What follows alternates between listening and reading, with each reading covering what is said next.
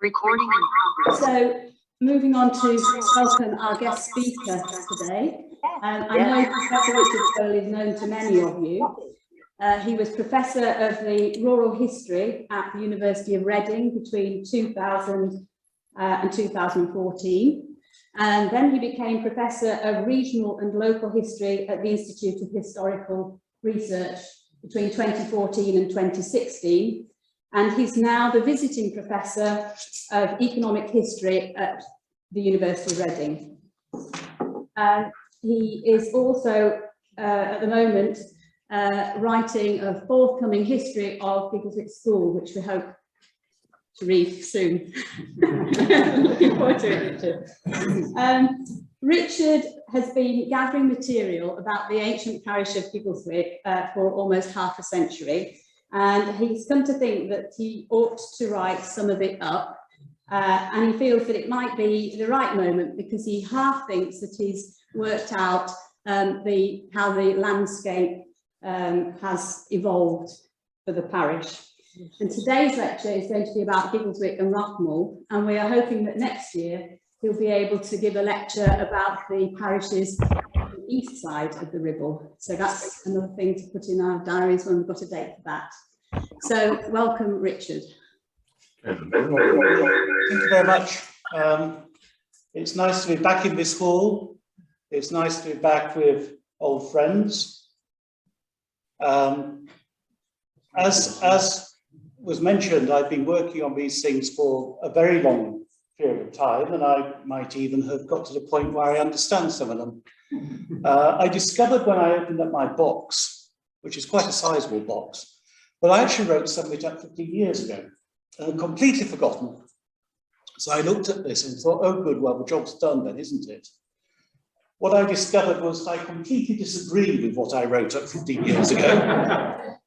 And so this is so fresh that you can try and work out which photographs were taken this morning and which bit of research was undertaken in the past few weeks. So this is not a final piece, it's a piece which is developing still. It's not utterly complete. I'm confident that there is more material out there which will help me, and I will come back to it, and hopefully I will sort it out in something which is nearer definitive, insofar as history is ever definitive, at some point in the future. Now, the kind friends here have only just told me how long they want me to speak for. I'm mindful of the fact that for those of you who are in the hall, I am interposing myself before the times. This is a position of responsibility. I hope not to be brief, but I hope to finish fairly promptly for about 3:30. So please be patient, and I shall go quicker or slower as things go. We are using a lot of technology here. We think it's working. If you're at home some sound or me, then chat to get in contact with John and Catherine, who are watching on Zoom in the hall. So if it does go pear-shaped, then send them a note by chat and we will try and sort it out. If, on the other hand, I get lost in my notes and cannot discover quite where I'm going next, and my PowerPoint slides could contain slides which surprise me, so don't be too surprised if I look at the wall and think I've never seen that before, where's it come from? If I get lost, I will go, If I start reminiscing about trips to Legoland, you know that the situation is actually very bad. But I hope not to have to tell you about Legoland.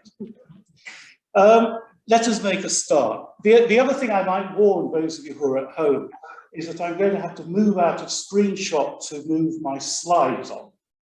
So if I disappear from time to time, it's not because I've fallen over. It might be because I've fallen over, but it's because I'm moving over to my laptop to move the slides on.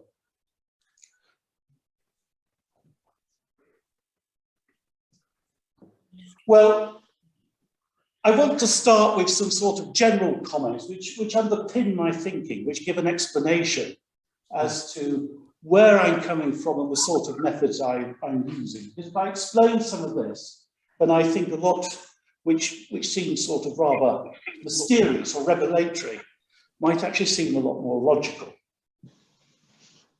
And I want to start with a general comment about Rathmell and Giggleswick, and indeed about all the parishes of the ancient parish.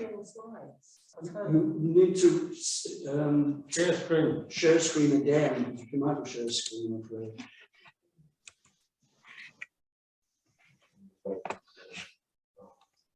There's also somebody trying to come in. Right, share screen on Zoom. Down the bottom, middle. Ken bottom, there we go. Yep. Ah, that's it. We have a picture. Yes. Is that the first slide? There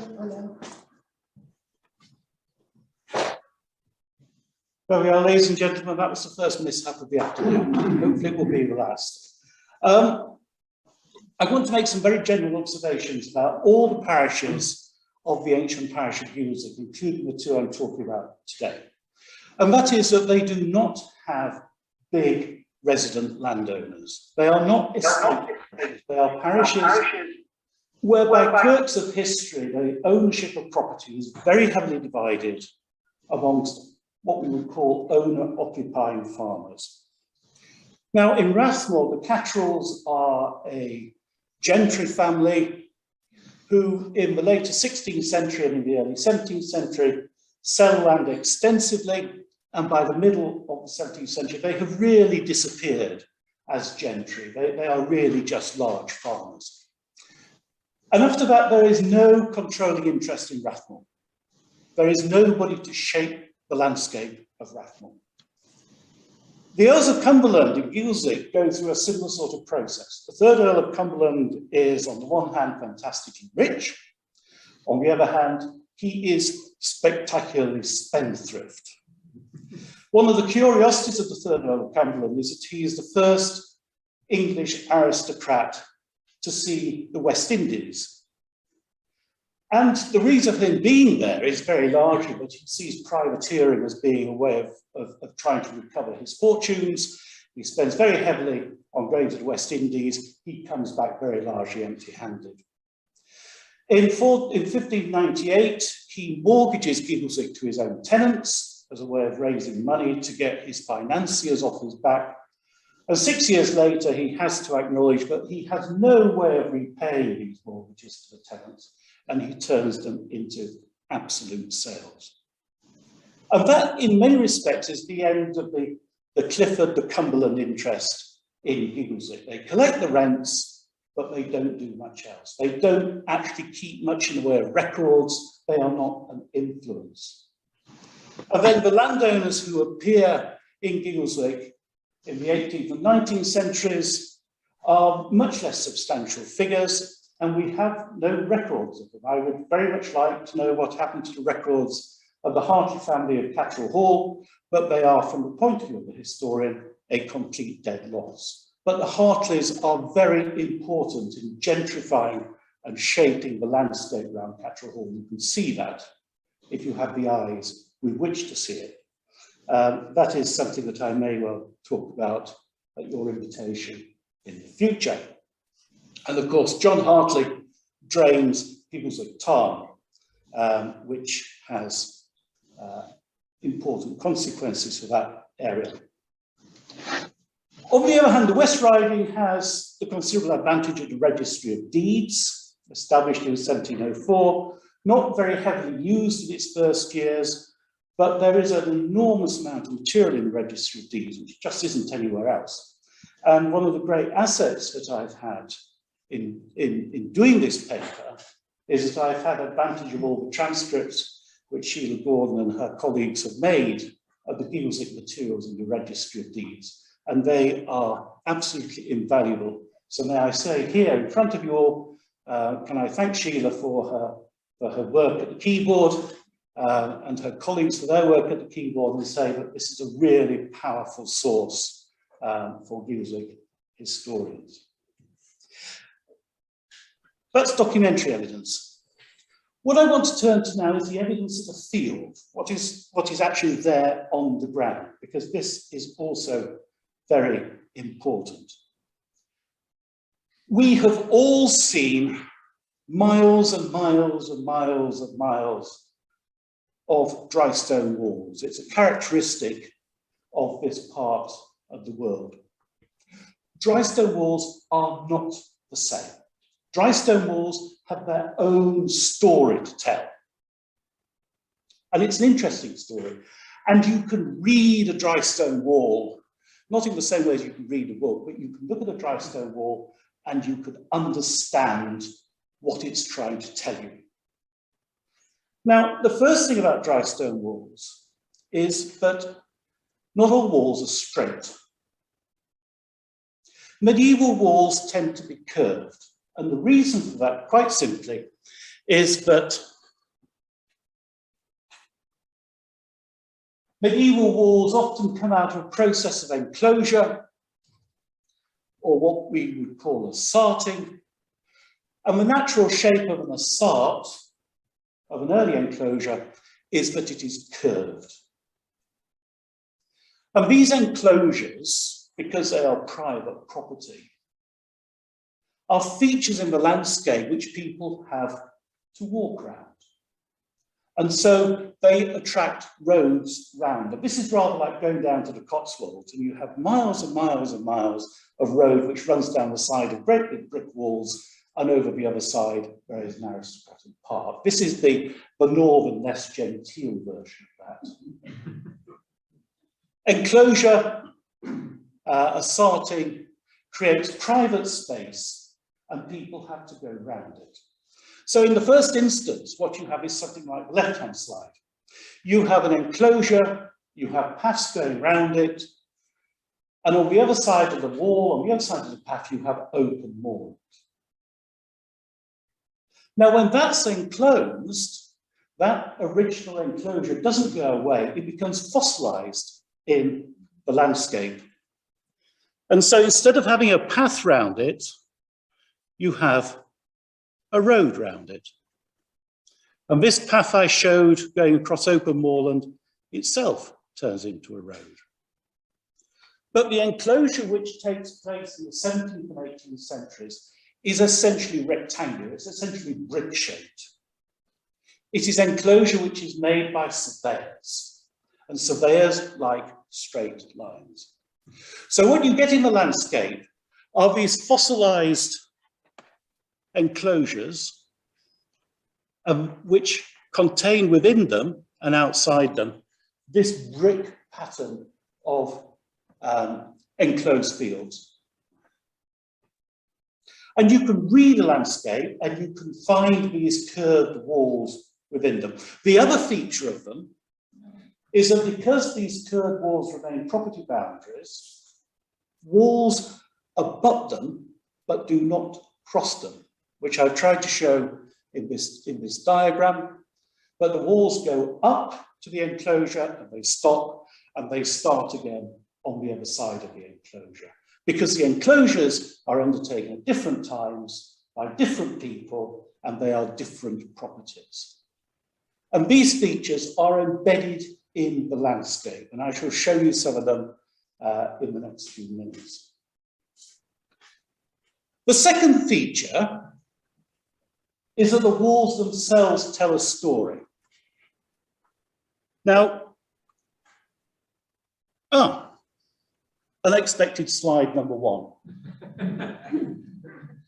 Some of you will know very quickly where this is. This is the northern part of Rathmell, and you will see that on the left, you have essentially square rectangular fields, and on the right, you have a much more confused organic layout of fields, which are essentially curved in their boundaries. I shall come back to this slide and I shall explain it more fully, but that is the sort of thing that we're looking for in the landscape. But dry stone walls. This is a dry stone wall near Giggleswick. It's an early dry stone wall, and I would say that it is early in date for two reasons. The first is that you will see that it is full of irregular stone. It's a heap. It's not like an 18th century dry stone wall, which is structured. And the second thing you will notice is that it is not straight. And I will show you some more examples of this, but medieval walls are rarely straight. Early modern walls are straighter, but it is walls made in the 18th century which are straightest of all. Walls made in the 16th and the early 17th centuries tend to wander, they tend to deviate a little bit. They're never straight. I think the reason for that is the wallers were given a stake and they built towards a stake, and rather like you would find that you wander a little bit as you get towards the final objective. 18th century walls are completely different in their construction, in their appearance, and in their straightness. One of the other things about medieval walls is that they contain large rocks in them. If Steve Morehouse would say, he would probably say, well, that's actually a boundary stone of some sort, and the stone was there first, and they built the wall to the stone because it marked a boundary. But what these walls also contain, and there you can see a wandering wall, same wall wandering round. What these walls also contain are lots of big rocks in the base. This is a rubbed out wall behind Castlebar Hospital. They've taken all the suitable stone, but they have left all the boulders in the bottom of the wall. Quite unthinkable for a later 16th or 17th century wall to have that sort of big boulder masonry in the bottom of the wall. So what was there, I would be fairly confident, is essentially a medieval wall. And then this is my favourite. You've all driven past this. This is on Brackenbury Lane on the way down to Giggleswick Station, and you can see straight away that it's an unstructured wall. It is a wall with a lot of big boulder masonry in it, and it is not early modern, it's much older. I don't quite know how it fits into the landscape of Giggleswick, but I would bet my shirt, and none of you can actually get my shirt because it's not capable of proof, I would bet my shirt that that is a medieval wall from its appearance and its structure. This is another medieval wall. This is the corner of Grain House Field, and you can see again just how rough and ready that wall is. It's very functional, it's lasted a long time, but it's not pretty. But what I will also show you in the next slide is one of the problems that we have looking at dry stone walls is that people rebuild them. So if you turn through 90 degrees and look down the length of the wall, then same wall, you can see the way in which it's wandering here, but you can also see the through stones protruding, 2 layers of through stones protruding out. That is a good quality 19th century wall. So at some point in the 19th century, somebody thought this wall is so poor, I've got to bring in some professional wallers to replace it and put up something better. So walls are capable of telling you a great deal about how the landscape has developed. Now, the landscape I'm talking about was almost certainly originally an open landscape. If we look, if it was possible to go back to the time of Doomsday, I think you would find the villages. I think that you would find open fields round the villages, and those for Giggleswick and Rathmell are towards the river. So the Giggleswick open field is stretching down to the south. The Rathmell open field is between the village and the river. I think. But most of the space would actually be open moor, unenclosed moor. And this moor is called Mewith. And you will be aware that there is the Forest of Mewith at Burton in Lonsdale. What you may not be aware is that the farms on the western side of Giggleswick are in an area which is called Mewith in the 16th and 17th centuries. And I think what you have originally is a completely open moor from Rathmell right up to Bentham and Ingleton, which is called Mewith. And this is divided with the passage of time between the villages who have a claim over it, who have grazing rights over it, and who define zones which belong to them and no one else. The result of that is that even in the 16th century, you can basically drive animals all the way across this open moor because there are still no barriers. Now, this has very important consequences in the 16th century because as the smaller gentry families enclose their commons, which they need to do because they are desperately hard up, their tenants push their animals beyond the areas which they'd normally grazed, and they push them into the neighbouring parishes. So we have complaints in Giggleswick in the 1570s of animals from Ostwick coming onto Giggleswick's common. And so much of the enclosure that's taking place is in order to get some advantage out of these extensive commons, and that's pioneered by the poorer, smaller landlords like the Claphams and the Cattralls, but this, and the Pudses at Bolton by Bolland. But this forces all the other villages to go down the same route, that they've got to enclose to keep these animals which are coming from other parishes into their commons and competing with their own animals. So we have to appreciate that. So enclosure is, in many respects, a defensive move. The other thing that I need to mention at this point is that in the 12th and 13th centuries, a lot of moorland around here is granted to monastic houses. Now, one of the examples of that is Stackhouse, which is a hamlet, which is granted to Furness. Furness has big interests at Newby, between Clapham and Ingleton. And Stackhouse is treated as part of the manor of Newby. You have interests of Sawley. Sawley acquires parts of Rathmell Moor. I'm not quite sure where on Rathmell Moor. And Fountains acquires the whole of the area of Malham Moor. These monastic houses are very keen on saying to landowners, give us the furthest bits of your manors and we will make a success of them.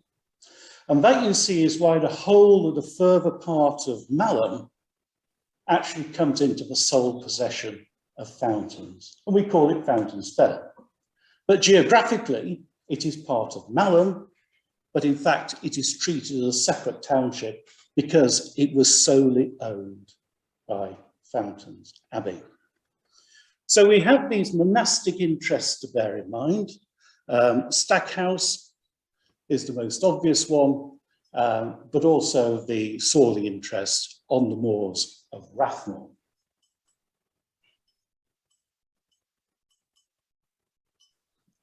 Let me turn to Rathmell, and let me say straight away that I know Rathmell much less well than Giggleswick.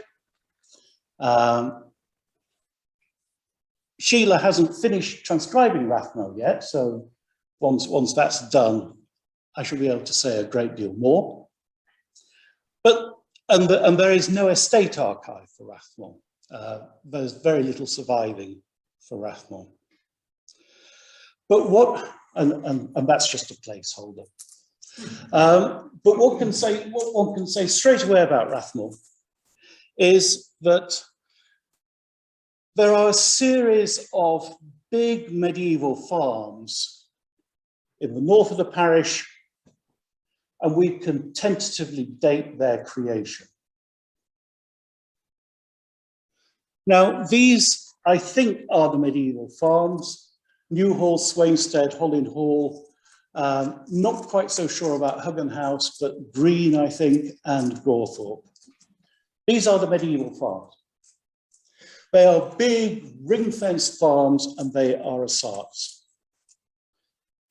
And we have a hint as to when they're made, because we have a charter in the Percy Cartulary of 1256, in which the Lord of the Manor of Rathmell gives permission to the Lord of the Manor of Giggleswick. He leases Rathmell to Henry de Percy, who is clearly a very go-ahead and entrepreneurial Lord of the Manor in Giggleswick and Settle. He leases Rathmell to him, and he gives him permission to make ersatz. And that boundary is not altogether easy to understand, but it is clearly land in the northern part of Rathmell Township.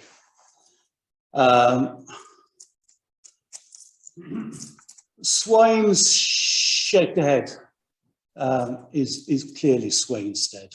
So that gives us a rough location. It's a boundary which is going from the Ribble up onto the higher ground, cutting across the higher ground, and then going back to the Ribble.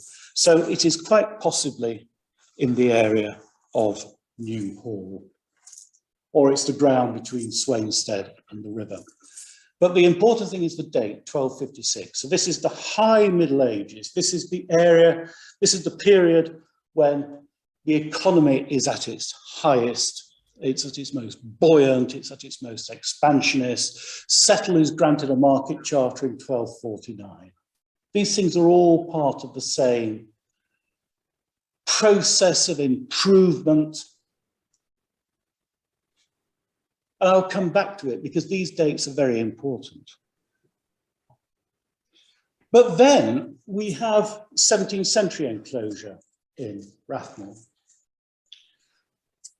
If you look at the Rathmell map, you can see the way in which all the field lines are straight. They are on that general inclination. There's actually several different inclinations. It says straight away, this is early modern enclosure. And from the documentary sources, we know that enclosure is underway by 1590. And we know from material which has turned up very recently, which Mike Slater has very kindly shared with me, that when the Catteralls sell a big interest in the manor to Samuel Knipe in 16, looks at notes because Mike is listening in and he will know if I get this wrong. Be patient, Mike, I'll get there in a moment. When he sells an interest to Knipe and Nicholas Lindley in 1612, he sells with it the right to enclose 250 acres of the moorland common. So this is not all done at one moment, it's done in several phases there, and this is indicated as much as anything by some of these lines going crosswise. Whoa, what happened then? Two versions of the same map. Have I? The second one, the white one, that one's the enclosure. Yeah. But this line coming down here clearly defines an area. I would say that that was the Sawley area, except I have a description of where the Sawley holdings were, and they're not there. It's clearly done in several phases. So if, and Kathy has done this for us, if you put this map of 17th century enclosure together with the map of medieval enclosure, you get something like that. You can see the irregular closes around Swainstead and running down towards the village. And then you have this very regular 17th century enclosure in the west of the parish. This has been done from the documentary sources by 1620. And you can tell from the way it's been done that this moorland is laid out by a surveyor. It's a big project. It's not an incremental process for the most part. It may be incremental insofar as there are some big blocks there, but this is mostly a big bang enclosure. It's all done at much the same moment with these axial lines laid out like that. Now the question has to be, what is going on in Giggleswick? And Giggleswick we can say more about in some respects. What I'm going to do is I'm going to skip the part of my lecture which is about the open fields of Giggleswick, not because they're important. I'm going to skip them on grounds of impending mince pies. I'm going to go straight in to the area to the west of Giggleswick, the area called Mewith. Now, the first detailed source we have for Giggleswick is quite late for a historian. It's from the end of the 15th century. It's a rental of 1498-9. And this identifies holdings which are which are open field holdings because the land is held in ox gangs. It identifies holdings which it calls lodges. Now, this rental doesn't say where, it doesn't give the lodges names, but from the later rentals, you can work your way through, you can work your way back, and you can identify where the lodges are. And the lodges are open, are farms within ring fences. They are probably vaccaries, they're probably cattle farms, which are very familiar from the Duchy of Lancaster estates in Lancashire. So what they probably consisted of was a large enclosed field which is used for hay, but is also used for overwintering animals. And then they had use of very extensive commons. And they are surrounded by commons. Now, it's easy enough to put the lodges on the map, but what you can then do is you can have a guess at where their land was. And the way you guess it is you use the sort of technique I was describing before. You look for curved walls. Now, I would not pretend that this map that you're going to see in a second is entirely right, but I think it's mostly right. And these are the lodges of Giggleswick. There's one I can't identify. There's one I suspect is perhaps in the wrong place. But there are the lodges of Giggleswick. Cocket has been the subject of much debate, but that I think is the extent of Cocket. And then you have two lodges at Rome, Fieldgate, Grain House, Close House is again a double lodge. Newfield I'll explain in a moment. Rowster on the far moor. I suspect that if you lived at Rowster, you didn't see anybody from one year to the next. Paley Green, Armistead.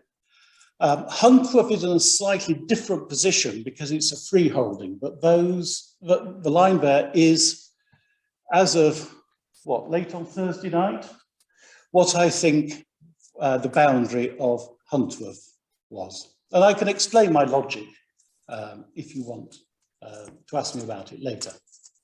But those are the lodges.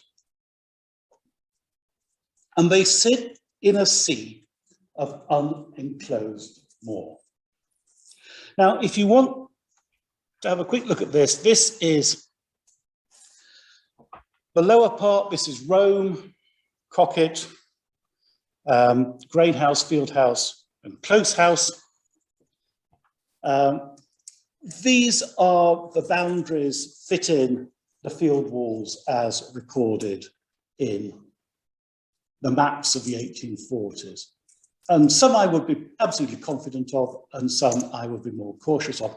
The dotted line is the boundary between the open moor and the common fields of Giggleswick.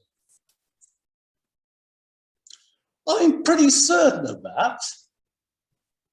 The first clue is this name Fieldgate, the gate into the field. the gate between the field and the common.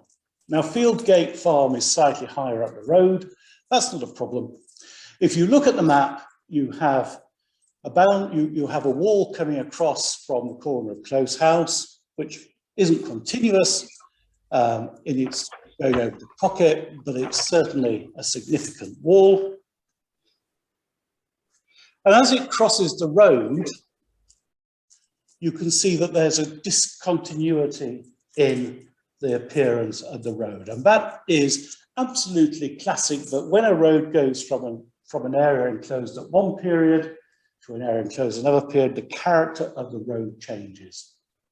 And if you go and look at it, and we have gone and looked at it, then on this corner here, there is a very pronounced shoulder as the wall comes in from the north and meets the road. I haven't got a photograph of it simply because it's covered in ivy, and a photograph just wouldn't actually amount to a great deal. And that is the wall coming across from Close House. And I show you it because it is clearly an unstructured wall, and you can see the way in which it wanders. It is much less straight than the Ordnance Survey showed it. It's this wall here. And as you can see, it wanders, it meanders, and it's early. So I wouldn't say that what you've got there is necessarily a medieval wall, but I think there's a very good chance that that is a wall of, in some form or another, of the 12th century. And this, you see, what's coming next. And this is a picture of the boundary of Close House coming down the hillside. So we're looking at that wall here. And you can see the way in which that wall is far from straight. The wall above it is much straighter, and I think that's probably a 19th century rebuild, because it would be perverse in the extreme to rebuild a wall and encapsulate all this medieval meandering around it. How old are these lodges? Well, I think the clue comes from our charter of 1256. If Henry de Percy is enclosing bits of Rathmell, then it stands to reason that he's already enclosed bits of Giggleswick. These lodges are there by the end of the 15th century. We have no direct documentary evidence to show when they're created. On simple economic grounds, they're not going to be made after the Black Death. And they probably weren't made after 1300 because the economy is not very strong after 1300.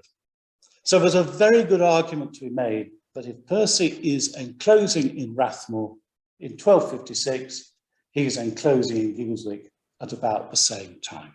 So these lodges, I would suggest, are enclosures made in the mid-13th century of what are essentially cattle farms, and they remain as features in the landscape there today.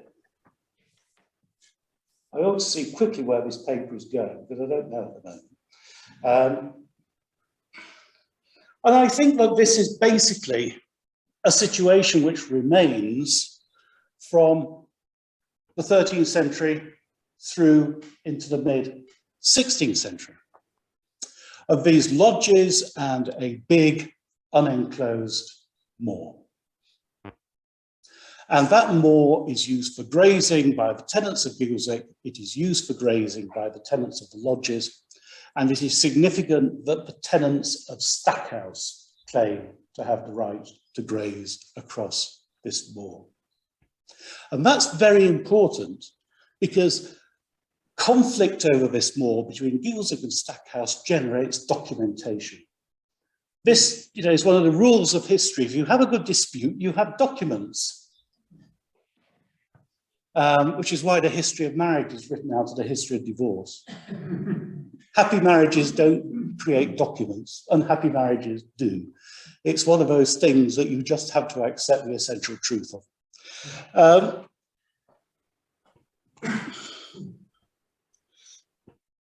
The other thing, sorry, I'll go back because I have something else to show you. The other thing which happens at an unknown date though, and isn't improved, is that a large field called Newfield is created.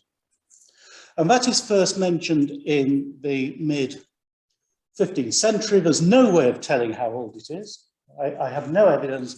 It looks like a lodge which never developed into a farm. So it's just a large pasture close, first recorded in 1461. And you can see it in this picture here.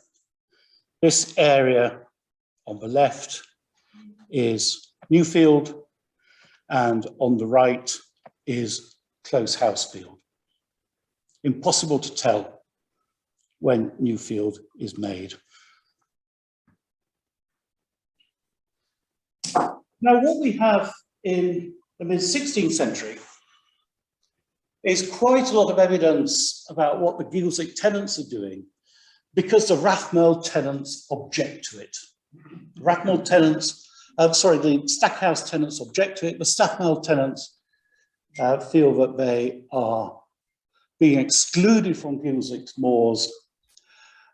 By this time, the manor of Newby, of which Stackhouse is a part, belongs to the Duchy of Lancaster. The Duchy of Lancaster is very aggressive in its support of its tenants. And therefore, there is quite a lot of litigation between the Duchy of Lancaster acting as a manorial lord and the tenants of Giggleswick. And this allows us to see what's going on in far greater detail than we can see in Stackhouse, in Rathmell. Sorry, I'm getting my Stackhouses and my Rathmells mixed up, but whatever I say, just take the other one and we won't go far wrong. We know from this litigation material that the tenants of Giggleswick start enclosing a large pasture close called Low Moor in the late 1540s.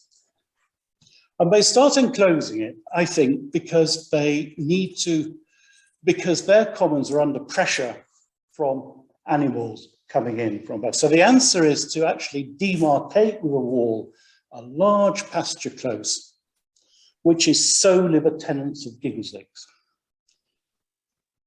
I think it's probably true that the tenants of Stackhouse at this point are factored into this. We have a report that the tenants of Stackhouse contributed towards the walling of this close called Newmoor. But this then goes rather sour. There are other enclosures made. And in 1564, the tenants of Stackhouse complained to the duchy that they're being excluded from new enclosures being made by Giggleswick, and depositions are taken. And we can see from these that the inhabitants of Giggleswick had enclosed Low Moor in 1549 or 1550, and it was estimated to contain 200 acres. And it's stinted. The tenants of Giggleswick cannot satisfy the Duchy of Lancaster over this. And the Countess of Cumberland, after 1569, orders that the close is to be opened. So it's returned to being common pasture, which the tenants of Giggleswick are clearly very unhappy about. When the third Earl of Cumberland comes into his majority in 1579, they sent him a petition complaining about the way they've been treated. And the Earl of Cumberland clearly orders that this close, Low Moor, is to be reinstated as a pasture close. And the tenants are to pay for it. The tenants pay a rent of £5, which is later put up to £7. And there are other enclosures being made, which are a bit obscure about this time. Now, we have a survey of Giggleswick made in the 1590s by a surveyor called Pierce. It's a lovely survey. It's never been used by Giggleswick historians, who I think are probably unaware of its existence. The problem is that it had a map. And the written survey, which is all we have, is clearly designed to be read with the map. So the written survey doesn't say a lot of things because they were on the map. And I have never had a hint in 40 years that this map survives. I would very much like it to. I would say that if anybody has got it in the bottom drawer or under the bed, could they please come clean about it now? Because it would save me a lot of time and trouble. But I don't think this is ever going to turn up. If we had Pierce's map, it would solve a lot of problems. It would actually tell us a great deal that is obscure. But what he does is he measures the commons of Giggleswick and divides them three ways. Giggleswick Scar, 620 acres, Lowmore Close and the Father Close, an enormous close of 1168 acres, and the Far Moor, which is 1136 acres. So Enclosure has actually gone quite a long way between 1570 and about 1595 when this survey is made. And if we had the map, we would be able to see exactly where these pasture closes are. But we don't. Therefore, we have to do it the hard way and reconstruct them. Now, the Earl of Cumberland, as I've said, is in great financial difficulties by the end of the 1590s. Where a smaller landlord like the Catteralls would probably have said, right, there's an opportunity here. We will enclose the moors of Giggleswick, we will sort this all out, we will make money out of it. The Earl of Cumberland takes the easy option and he sells the commons to the tenants of Giggleswick in 1598, which is good for them, but a bit of a disaster for the historian, because from this point onwards, the Clifford estate, the Cumberland estate, is only interested in getting £10 a year out of the tenants of Giggleswick. It doesn't matter to any great extent who's paying this money, or what it's from, or what's going on the ground. If they get their £10 a year in what they call moor rent, then they're satisfied. It's all they're entitled to. And of course, because this property is worth £10 a year, and you can't improve that £10 a year, they never bother to survey it. They never bother to send somebody out to see what it's really worth, because they can't do anything about it. They've sold it. It's from their point of view, it's gone. So the question is, where are these closes? Because nothing directly tells us. But ladies and gentlemen, you can do it. You can sort it out with a reasonable degree of plausibility. Or to put it another way, none of you can contradict me yet. Okay? When I wrote some of this up 15 years ago, I said it wasn't possible, but it is. And it looks like, not that, not that. It looks like this. Now, the reason you could do it is that early 17th century deeds give you field names, which you can then relate to a tithe map, and they give you descriptions, and they say what close they had been carved out of. So what you've got here, let us say, these named fields, High Rig and Allen Myers and Craven Bank and Tarnbrow, are all named as being parts of Low Moor in the early 17th century, after the close has been divvied up between the tenants. Factor into that as well what I would take to be the boundaries of the lodges, and you can see the way in which Lowmore sits between the lodges.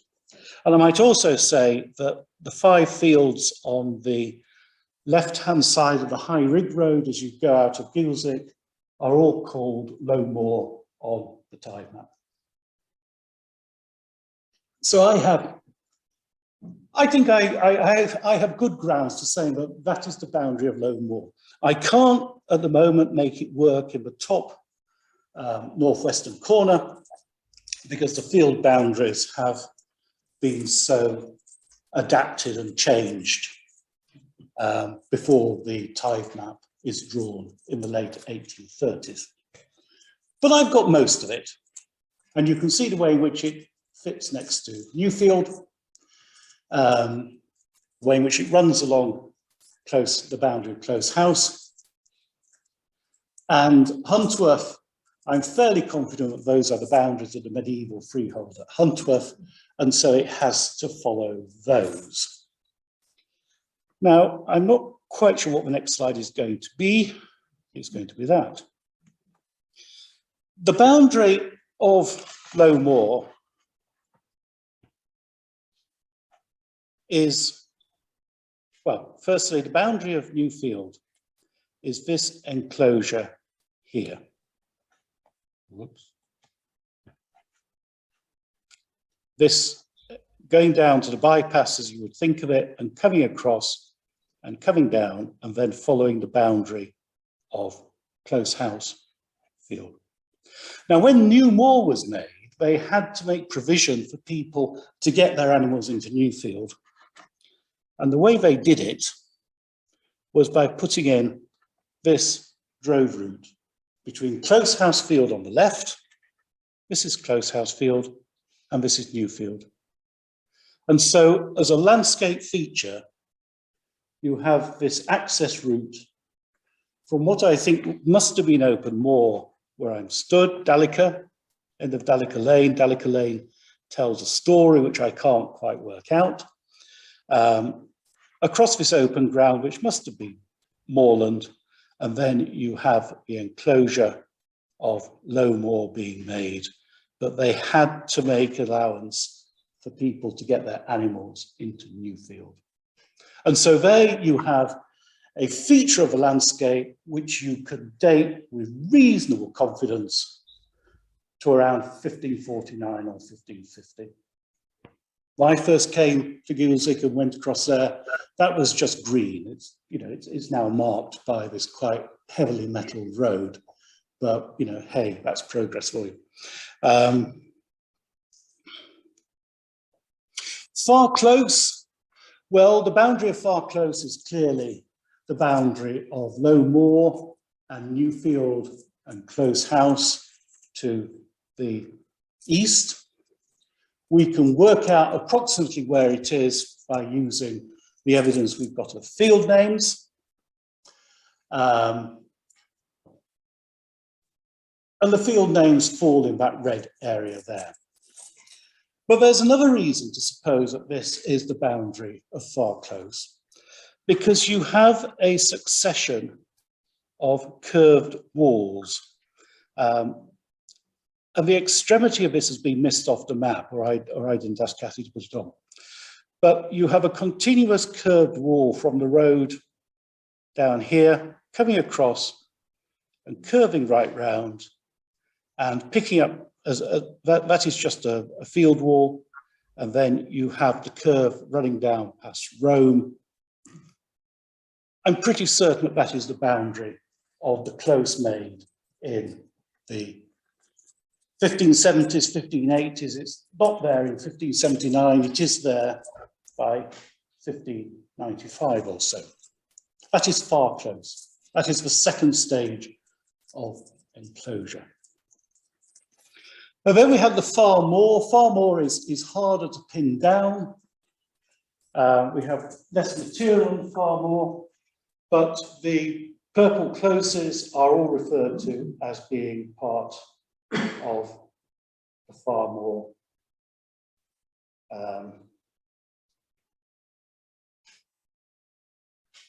The purple closes are all marked as being part of the,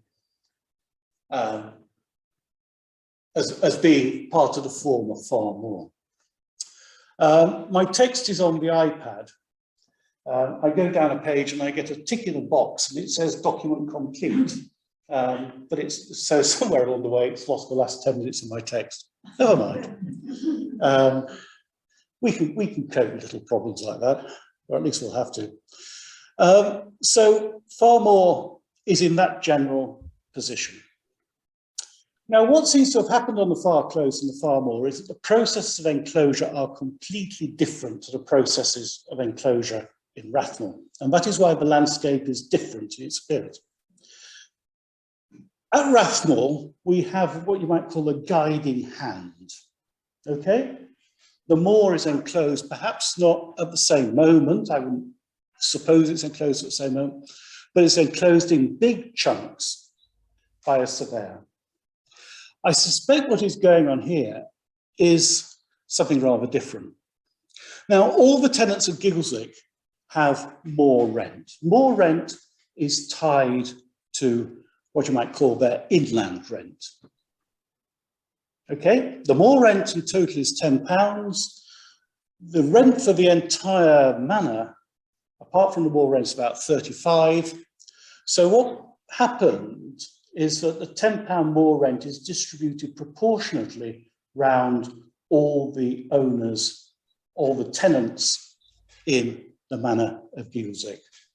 So they contribute to make £10 proportionately according to their inland rent. What we can see,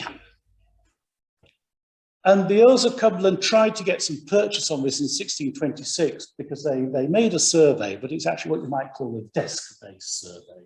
It's not a survey in the sense of going out with a raging pole and a theodolite and some men with chains. It is a desk-based survey. They try and get some purchase on it, and what is very clear is that a lot of people thought this land, this grazing they got in the Far Close and on Farm Moor wasn't worth anything. And they sold their interest, they sold their moor rent. So what you get is a process of consolidation, very, very characteristic of enclosure at all periods. But people get an asset given them and they think this really isn't worth it, and they sell it. And so what you have is a much smaller number of owners of Far Close in particular. And they seem to break Far Close up into big pasture closes, which have names. And they then break these big pasture closes up into smaller fields and sell them off. So what you have in Far Close is finally a very distributed pattern of ownership. Firstly, people sell their moor rent, other people take the initiative and break it up, and then they sell it off in individual parcels. And then you get the development of farms, basically by people buying up parcels of land and putting adjacent parcels together. It's a complicated process and it is substantially undocumented. The Earls of Cumberland were not interested in what was going on, and they are the only people who are going to be keeping a documentary record of what's going on. The Earls of Cumberland want their £10 a year. So what's going on is very largely documented. Something of the same is going on the Farm Moor. We have what are clearly some big pasture closes being created. I can identify two. I can speculate about a third one, which is Langrig. And these two are bought and sold, broken up.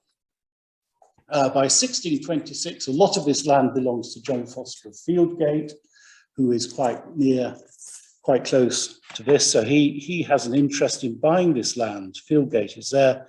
He has an interest in buying this land. People in Giggleswick village do not greatly want to have a parcel of land most of 2 miles away which is less of an asset, less of an advantage than the open common probably was. And then from the 1630s, we start picking up references to farms being made. We have deeds for Waringfold from about 1635. Sorry to be vague, but my text has run out on me, as I said. The two Wham farms, originally called Oxley Waff, we have the development of these farms right on the edge of the moor. Sanford, I think, first appears in the 1670s. So we have a process of incremental enclosure going on the moorland edge. This is the long curved wall that I think marks the boundary of the Far Close. This is the section across here which didn't get inked in. Whoa, this is across there. This is it coming up the hill. And then as of this morning, this is today, this is last night's snow. You can see it striking across as a straight wall, past Parsons Close Farm. Interesting place name, that. Very interesting place name. And I thought, well, I can show this on Google Maps, but I'm slightly trepidatious about this because I can't quite work out where anything is. But I think it is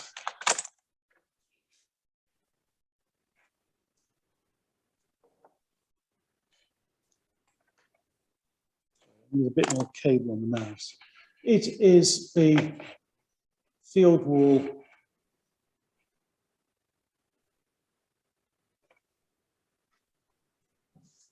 I don't have much friction on this table. Try that.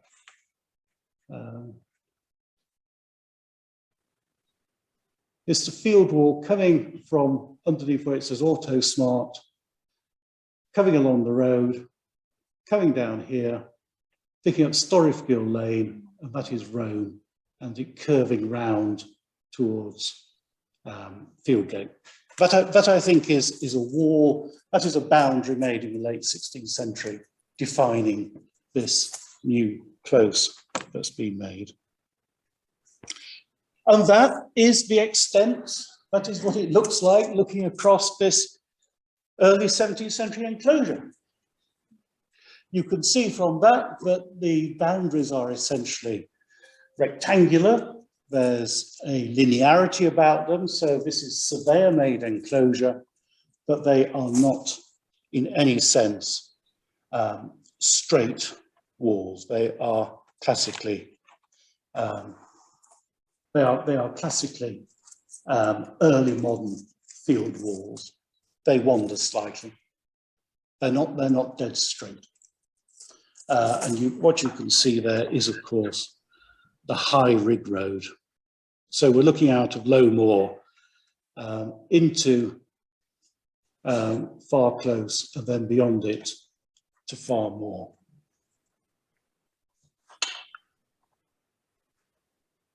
That's not quite all of it, because I do, before the mince pies, the mince pies are already ready. I've talked about enclosure, and I have not used the dread words parliamentary enclosure. Now, you probably all have some recollection of parliamentary enclosure from school. You probably recall that it is done in the late 18th and the early 19th century. You probably recall that it was a process whereby the poor were dispossessed of their commons and their lands, which is sort of true. Parliamentary enclosure is much less important than people make out. It's very important in some parts of England, particularly in the East Midlands. It is important in the north as the way in which a lot of high moorland is enclosed, particularly after around 1790. And what I can see out of the window is parliamentary enclosure of the 1750s. But parliamentary enclosure is not important. On this side of the river, it's completely absent on this side of the river. And the reason why it's completely absent on this side of the river is that it had all been done. This is a process which has run its course for the most part by 1640. Okay, they are still enclosing on the moorland fringe in the later 17th century and possibly even beyond that. But what you see there is a landscape which is substantially created between 1600 and 1640. And so if you take nothing more away from you, from what I've been saying this evening, it is a good illustration of how everything in the landscape is much older than you assume at first. Thank you.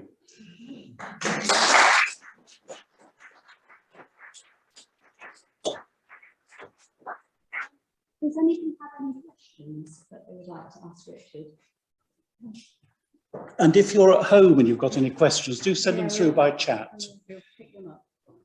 Has anybody got? Yes, Mike.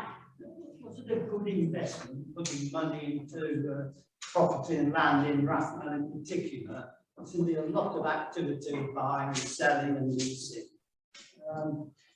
But a good thing to do at that stage, putting money into land and property there. Who are you thinking of? Well, Samuel Knight taking over and then James Bull. I'm sure, well, we don't know a lot about Knipe. I'm sure that Knipe is engaged with the Cattralls, not because Knipe is a nice man. He's engaged with the Cattralls because he can see a way of making some money out of them.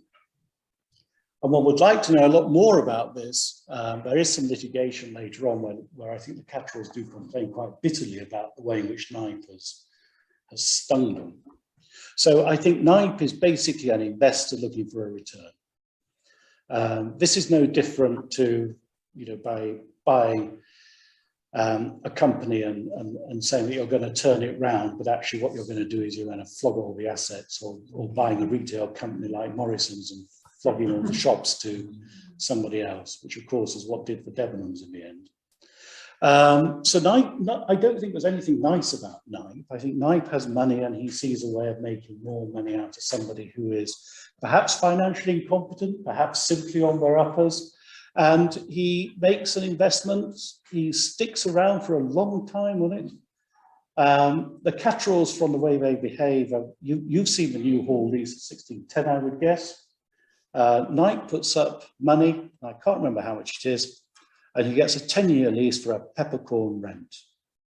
Okay, that suggests that the Cattralls are in serious financial problems in 1610 if they're prepared to put up a prime piece of property which they seem to be living at, and they're prepared to take a big down payment for a 10-year term, but no rent being paid each year.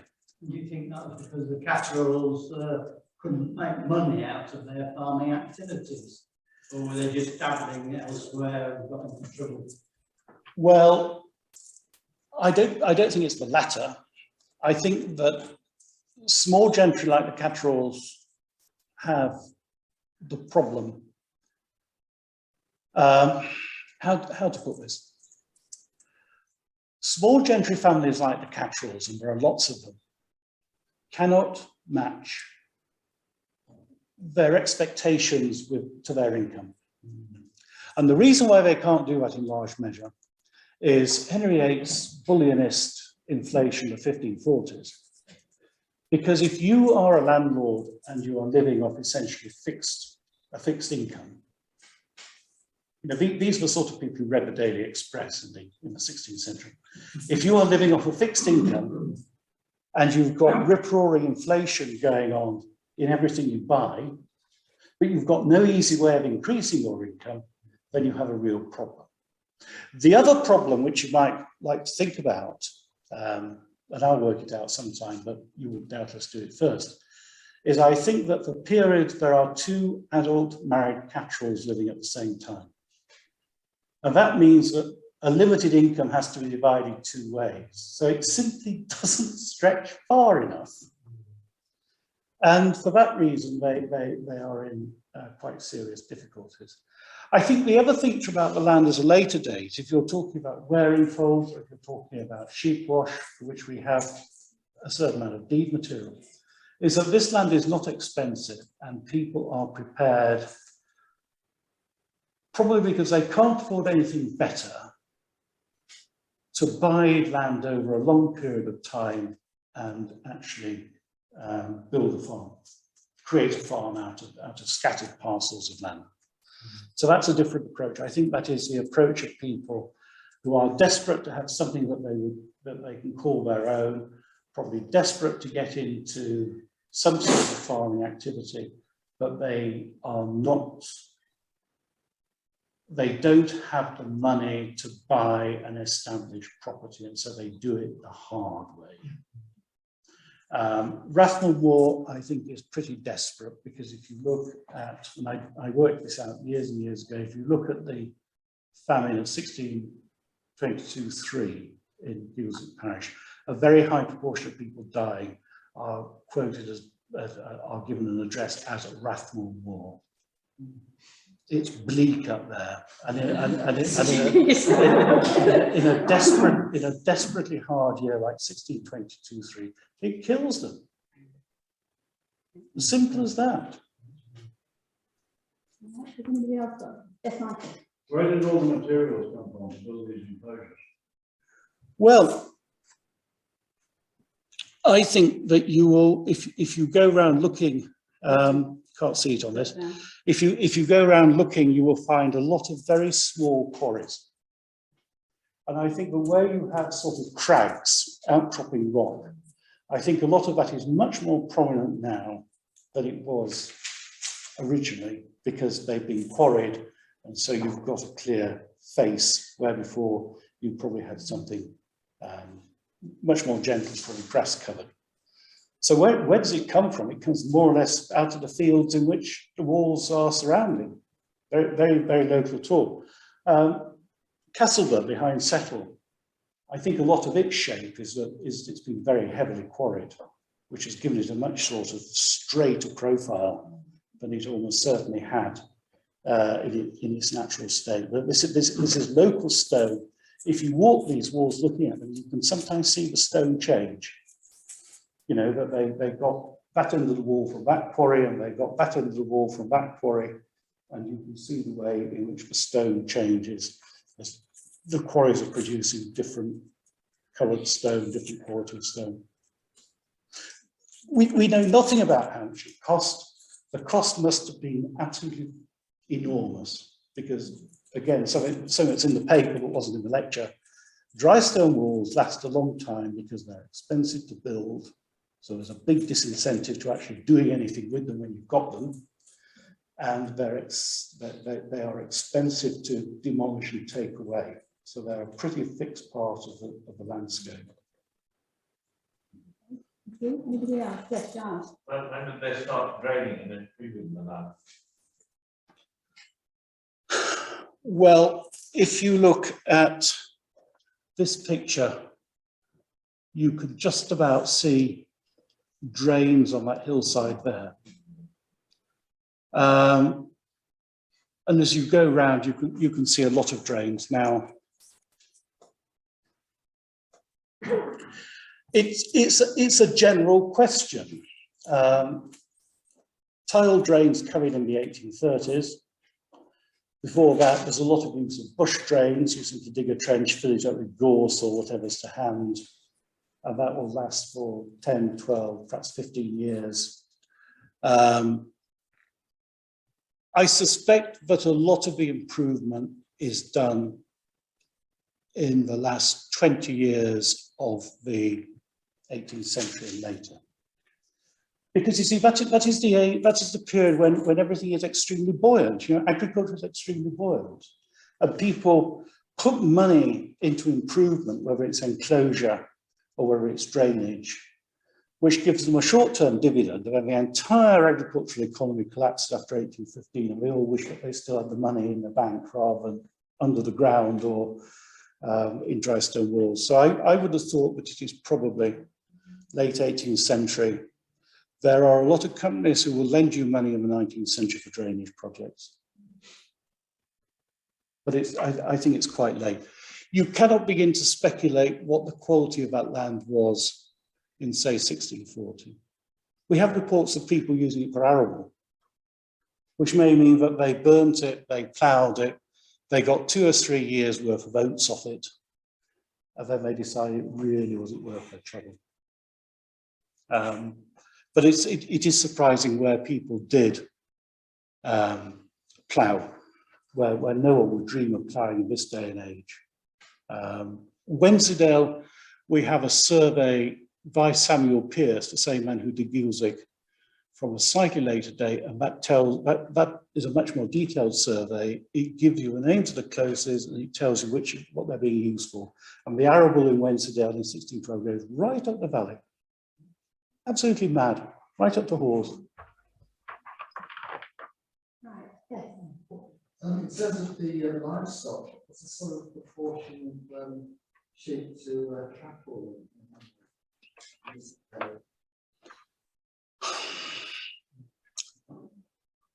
Well,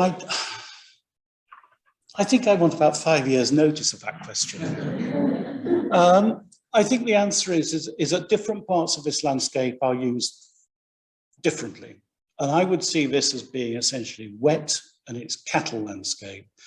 The scars are dry and it's sheep landscape. And if you invite me back next year or the year after, I'll show you the way in which settle is divided up between areas for beasts and areas for sheep. So I think we have a certain amount of inventory evidence which remains to be looked at. I think that if you look at the inventory evidence, you will find that then as now, different farms are adapted in completely different ways to maximize their outputs. And so you will get, up here, I think you will get specialist beast rearing farms. I don't think you'll get a lot of cheese being made up there or butter, but there's certainly cheese and butter being made in Giggleswick because we've got the cheese sellers. So I think different farms will have different specialities, as it were. So overall, I wouldn't like to sort of give you a sort of census figure of 2,000 of these and 1,500 of those, and have to weigh how many sheep are worth a cow and what sort of cow. That's not really an answer, but. Great. Why are there no barns in the landscape? Because barns are a characteristic of isolated fields. Barns appear where a landowner has a field which is probably detached from the rest of his property. So I think barns indicate dispersed patterns of land ownership, and I think by the time barns come along in this landscape, a lot of that dispersion has been sorted out by people buying and selling. Is my guess. I reserve the right to change my mind on that. Do we have any online? No, there's nothing coming on. No, sorry. Anybody else? Is anybody left online? Yeah, there are. Anybody else? If not, oh yeah. Just saying about the barns. I mean, a lot of people, particularly in Scotland, are very upset for barns because they're cow houses.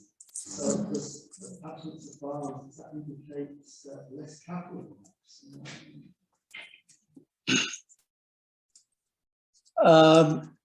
It might, but I think I'd like to reserve my position on that. I think that barns, cow houses, detached lathes, call them what you want, tell a story, and we haven't quite worked out what that story is. But they're not really associated with sheep. Well, they're associated with sheep to an extent because, of course, they used to keep hay in. So to an extent, they are dual purpose, but of course, the number of barns that you can actually go and look at are much reduced, but most of them had cow byres, stalls for cows in, which suggests that they were being used in the winter for milking them. Right, thank you. Well, call on Sue Harris now to say a few words. It just remains to me, Richard, to thank you very much on behalf of North Craven Heritage Trust trustees and members for a fascinating talk. Thank you very much. And no references to pepper pigs or Completely forgot.